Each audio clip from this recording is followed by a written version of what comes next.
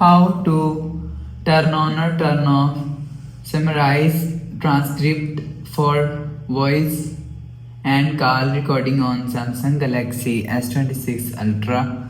So let's start the video. First of all, go to app library. Now here, so click on phone app. Now here, so click on this three dot icon. So after click on this three dot icon, click on settings. Now in call settings, scroll down and click on record calls. So after click on record call, you will see first option is transcript assist. So click on transcript assist. So after click on transcript assist, so you will see summarize transcript is here. So click on summarize transcript. So if you want to turn on or turn off summarize transcript, so if you want to turn on summarize transcript, so turn on this button. So after turn on this button, you will see summarize transcript is turn on. So if you want to turn off summarize transcript, so turn off this button.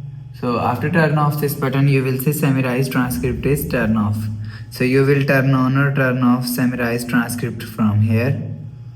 So after the process, go back to home screen, refresh phone. So that's how you can turn on or turn off transcript summarize for voice and voice call recording on Samsung Galaxy S26 Ultra. So if you like the video, please subscribe. Thanks for watching.